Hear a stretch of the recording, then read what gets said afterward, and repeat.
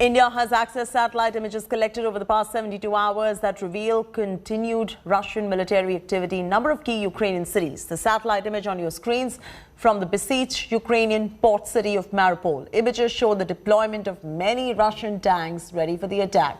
Russian military vehicles are on streets of the left bank neighboring Mariupol. Artillery forces remain deployed around each of these three cities, and they continue to fire on civilian areas with widespread damage seen to residential buildings, industrial areas and infrastructure.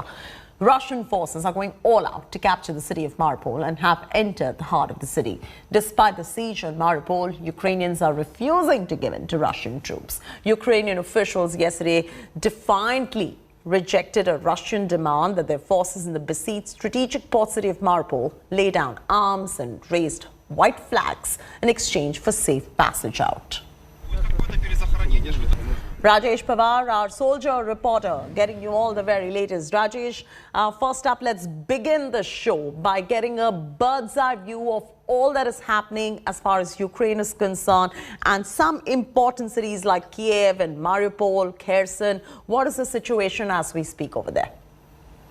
See, the entire focus of Ukrainian conflict right now is on Mariupol, which is totally cut off from rest of the world for last 7 to 8 days. It has been a city under siege, and intense fighting is going on certain quarters of the city still, though 90% of the city is under Russian control, and there have been counterattacks by by Ukrainian forces as well. So the civilians stuck over there, which are numbered to be around 200,000, are stuck between the firing and the fighting between the two opposing forces there, and it's a humanitarian catastrophe unfolding in Mariupol right now. As far as Kyiv, the capital city, is concerned, it has seen relative calm. Yesterday, there was no shelling or airstrikes or any kind of fighting in the Kyiv city proper in the night, and not happened till today morning, though there was a SMS from the government today morning at 6:20 local time that they are expecting an air raid on the city and people should take shelter in the bomb shelters in the city.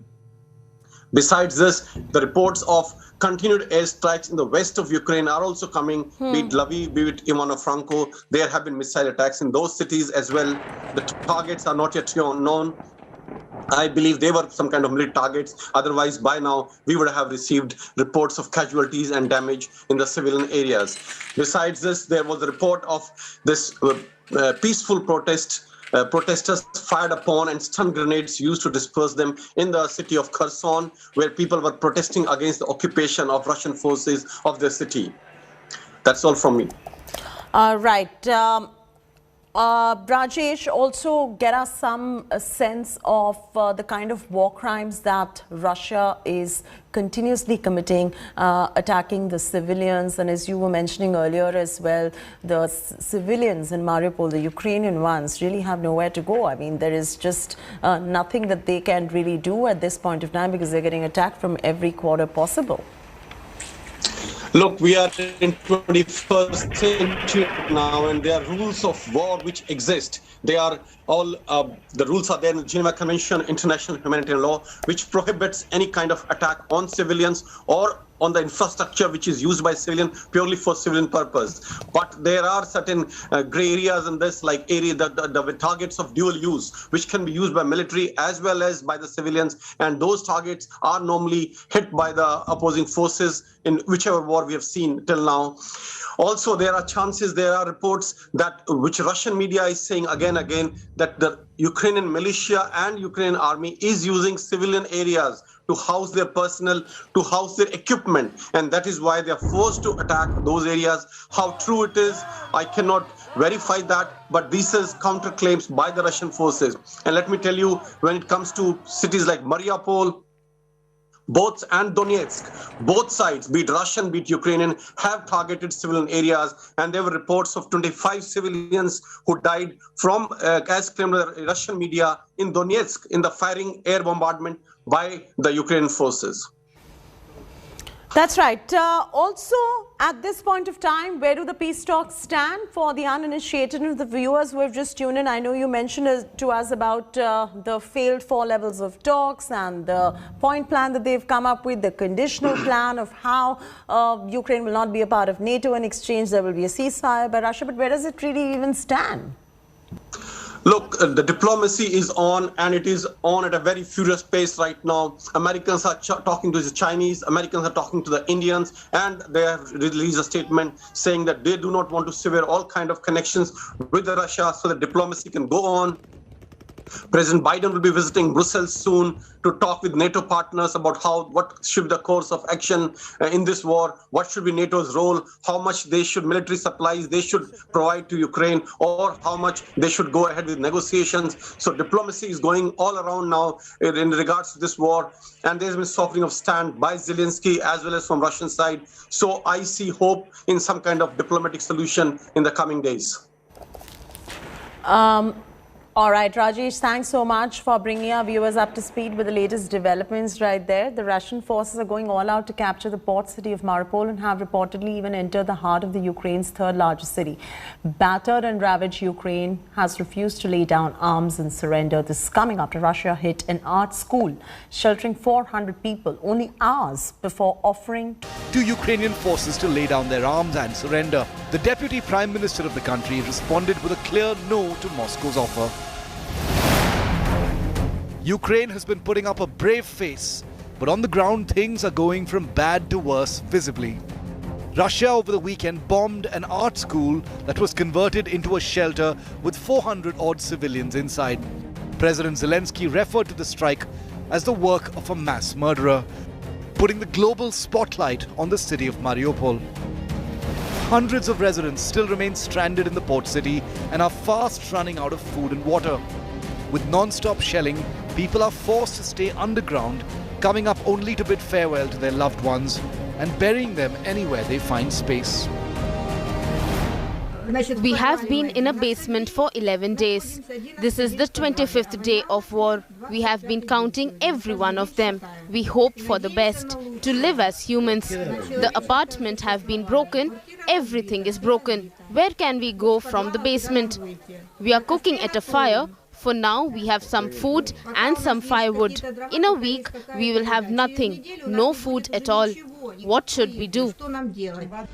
But why is President Putin hell-bent on grabbing Mariupol? For starters, capturing this city would mean a full 100% control of the Sea of Azov.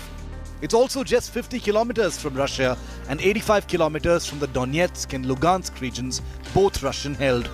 Putin is doing everything he can to get Mariupol to surrender, because it will help him extend dominance over Crimea.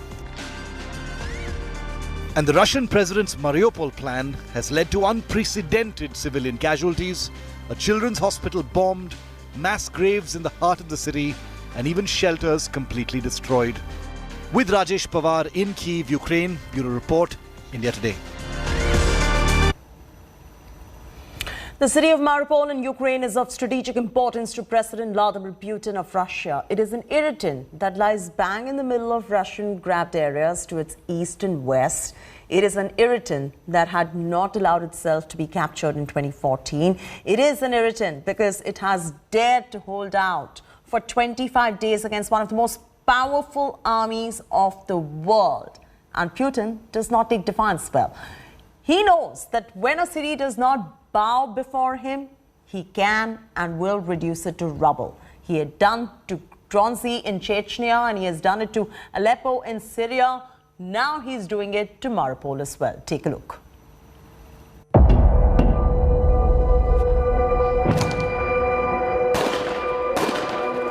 This is not the first time that Mariupol has been attacked by Russian forces. And this is not the first time that the city has resisted. Russia tried to annex Mariupol in 2014 when it ate up Crimea and supported an uprising against Ukraine in the eastern regions of Donetsk and Luhansk. Russia needed Mariupol to connect Crimea with the pro-Russian regions. What Russia could not achieve in 2014 is what it is trying to get in 2022. And if not then, Putin's army is ready to lay waste this city of Ukraine now.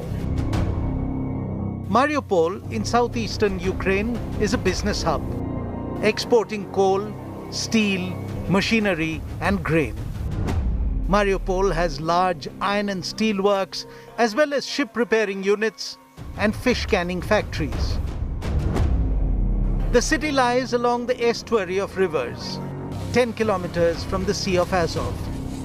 A large fishing fleet used Mariupol as a base with a dredged channel leading to the open sea. Mariupol was home to some 450,000 people before the Russian bombs began falling on the city. Russian forces have totally encircled the city. There is no electricity, no water, nor gas. Under constant attack, the people of Mariupol spend most of their days in shelters and basements, rarely coming outside. Ukraine says around 300,000 people are still trapped in the city. Food and medical supplies are running out, and they say that Russia is blocking the entry of humanitarian aid to Mariupol. The roads out of the city are mined, and the waterway out to the sea is blocked. Over the last few days itself, Russian attacks have hit a hospital, a church, and countless apartment blocks. One of the biggest iron and steel works in Europe has been hit. And the estimates are that about 80% of Mariupol's residential buildings are either damaged or destroyed, many of them beyond repair. Тому переговори про мир. Negotiations about peace, about security for us, about security for Ukraine are substantial, fair, and without delays. This is the only chance for Russia to reduce the harm from its own mistakes. We were always insisting on the negotiations. We were always offering dialogue, offering a solution for peace. I want everyone to hear me now.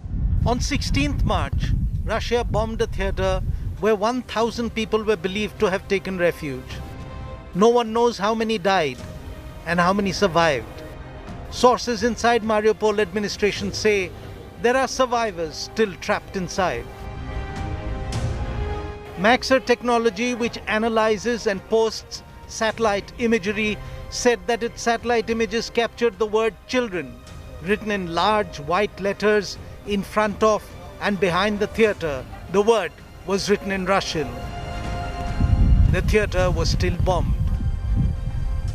The city council of Mariupol in a telegram message said Russian forces purposefully destroyed the drama theater in the heart of Mariupol, and that a plane dropped a bomb on a building where hundreds of residents were hiding. Moscow has denied bombing the theater or targeting civilians. On Sunday, 20th of March, Russian bombs fell on an art school in Mariupol. Ukrainian officials say there were around 400 people who were inside seeking shelter, thinking that a marked school would be spared. It was not. The extent of damage and casualty is still not known. Our hearts are broken by what Russia is doing to our people, to our Mariupol, to the Donetsk region. They are under the rubble, and we don't know how many of them have survived. But we know that we will certainly shoot down the pilot who dropped that bomb, like about other 100 such mass murderers whom we already have downed. According to news agency AP, the dead in Mariupol are being buried in mass graves. There is no other option left, and the dead include children. The bodies of children all lie here, dumped into a hastily dug narrow trench in the frozen earth of Mariupol, reports AP. There is 18-month-old Kirill, whose shrapnel wound to the head proved too much for his little toddler's body. There is 16-year-old Ilya, whose legs were blown up in an explosion during a soccer game at a school field. There is the girl no older than 6, who wore pajamas with cartoon unicorns, among the first of Mariupol's children to die from a Russian shell. AP reports there are other dead bodies as well, not just the young, but older ones. Workers toss the bodies as fast as they can, because the less time they spend in the open, the better their own chances of survival. Death stalks Mariupol. Days ago, bombs rained down on a hospital, one of several medical facilities that seem to have been directly targeted. The cost in civilian lives keep mounting. The woman on the stretcher died, and a child was delivered stillborn. The city officials of Mariupol say that they have records of around 2,500 civilian deaths in the city. But the numbers would be more, because there are dead bodies all around that couldn't be collected because it is too dangerous. And Russia continues to fire rockets and bombs from the land, from air, and from sea towards Mariupol. It is day 27 of Putin's invasion, and key Ukrainian cities continue to be battered by Russian airstrikes. Several cities, including the capital city, Kiev, have suffered damage from relentless Russian bombardment. A shopping center in Kiev was heavily damaged after a massive explosion struck Kiev by the Russian shelling, leading to 6 deaths. More details in this report.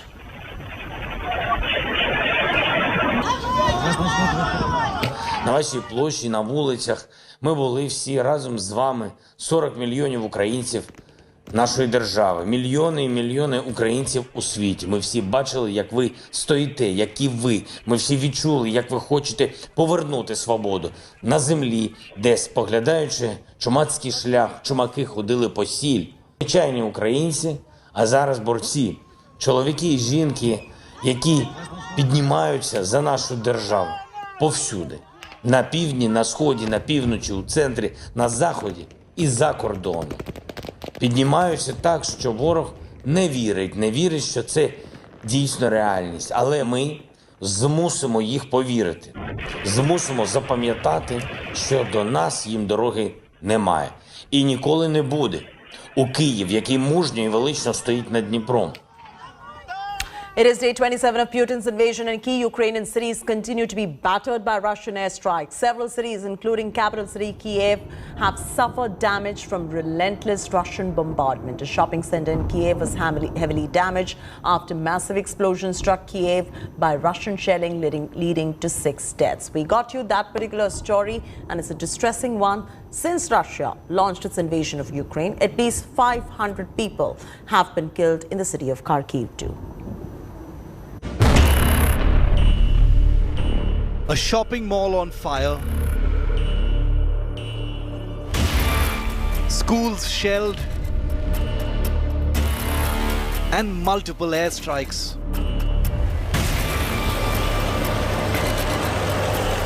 Ukraine continues to face the unsparing onslaught of Putin's war machine.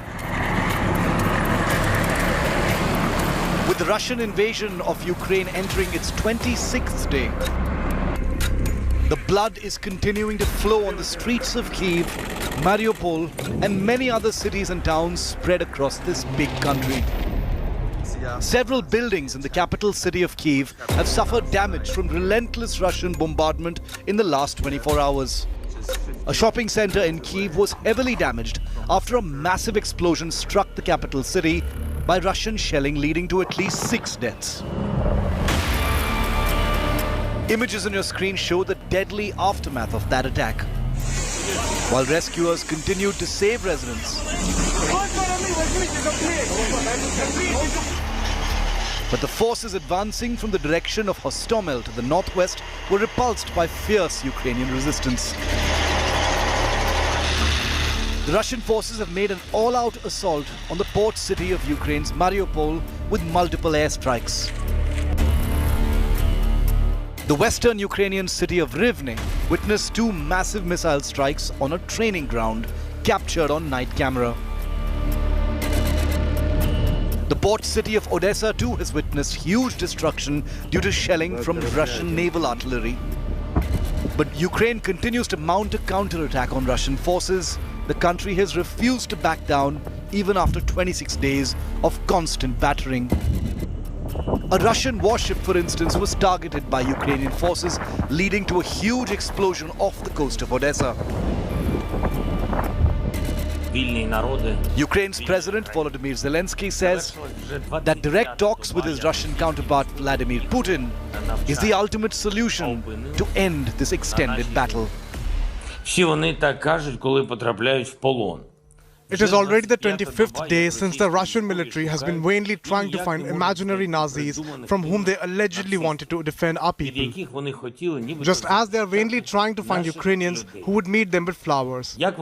And most importantly, the Russian military cannot find a way home. That is why our soldiers help them with the path to God's judgment. Хоча б в якомусь селі. The focus of entire military operations have shifted to a small port city of Mariupol on Azov Sea coast. The city has been surrounded by the Russian troops. The Ukrainians are still resisting in some pockets in Mariupol, and it looks like more than 90% of the city is under Russian control. They have given a choice to the people there that they may lay down their weapons, and they can leave the city. They will not be harmed. But if they do not do that, then the offensive will progress and many more casualties can be seen. With Rajesh Pawar in Kyiv, Ukraine, Bureau Report, India Today. Modern warfares are not just limited to battlefields. Social media has become the new battlefield. But who is leading the social media war for Russian President Vladimir Putin? Our next report is going to tell you about the 4 Russian women who are trying to spin off the narrative of the war. Take a look.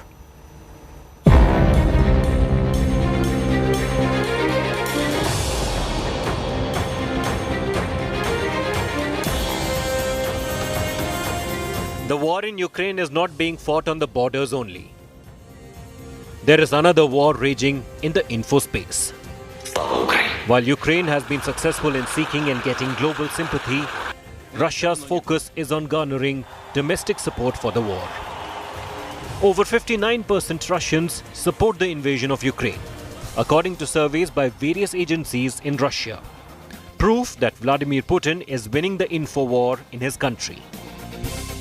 Russia's propaganda machinery is led by 4 women. Leading the charge is Maria Zakharova, the Director Information and Press Department at the Russian Foreign Ministry. Maria has helped sell the idea at home that the West has launched an information war against Russia. She has also accused the West of information terrorism. Next on the list of propaganda crusaders is Editor-in-Chief of Russia Today, Margarita Simonyan. Margarita is sanctioned by the European Union for promoting a positive attitude to the annexation of Crimea and the actions of Ukrainian separatists. Another key Russian figure in the info war is Maria Boutina. In 2018, Boutina was accused in the US of being a Russian spy. She was sentenced to 18 months in prison. 9 months later, she was extradited to Russia. Boutina was elected as a member of the Duma, the lower house of Russia's Federal Assembly. The last on the list is Valentina Matvienko, a Russian senator and the Speaker of the Upper House. Born in western Ukraine, Matvienko has justified Russia's actions, saying that the invasion is the only way to end this brotherly war. While the West has imposed various sanctions to curb the spread of Russian propaganda, but the truth is, Russia doesn't have to sell the war globally to keep it going. It just has to sell it to its citizens. Right now, Russians seems to be buying Vladimir Putin's war. Bureau Report, India Today. India's steadfast neutral stance in Ukraine war continues to rile the US President Joe Biden. He said that India was an exception amongst Washington's Quad allies with its shaky response, according to him, to the Russian invasion. Biden called for a united front throughout NATO and warned against Putin splitting the military alliance. Quad has been divided over India's response to the Russian invasion, while Japan urged India to take a tougher stance against the Russian invasion. Australia has said that it understands India's position. Ukrainian President Zelensky, meanwhile, showed the mirror to the United States, calling its military alliance NATO is scared of Russia. Zelensky has repeatedly called for a no-fly zone over Ukraine, but the West declined the request, fearing a direct war with Russia. In response to his aggression, there has been, we presented a united front throughout NATO and in the Pacific. The Quad is, with the possible exception of India being somewhat shaky on some of this, but Japan has been extremely strong, so has Australia, in terms of dealing with Putin's aggression. Вони повинні завтра сказати, що вони Україну беруть в НАТО, не гратися більше з ним, або сказати, ми зараз не беремо, що є правда, і вони самі розуміють, що вони не хочуть воювати з Росією, тому вони нас і не беруть. Відповідь ж дуже проста. Ми ж всі вже розуміємо, нас не беруть, тому що бояться Росії. Ось і все. As the Russia-Ukraine war enters day 26, the chorus to stop the war is growing. People around the world have hit the streets against Putin's military action in Ukraine.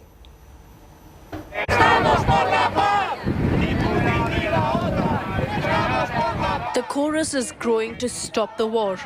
The world protesting Putin's military action in Ukraine. Hundreds protested in Madrid and marched against Russia's invasion of Ukraine, holding placards seeking peace and chanting slogans against Russian President Vladimir Putin. Protesters marched to Puerto del Sol in the Spanish capital.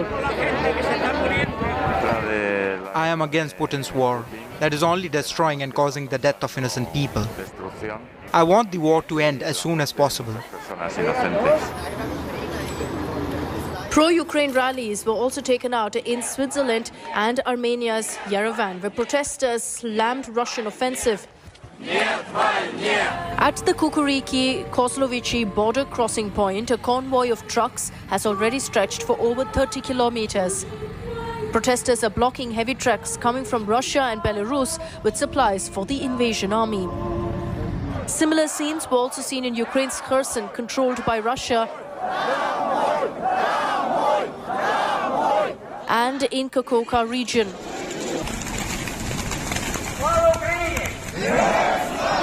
The most shocking news came from Ukraine's Berdansk, where Ukrainian protesters claimed that the military assaulted and detained them.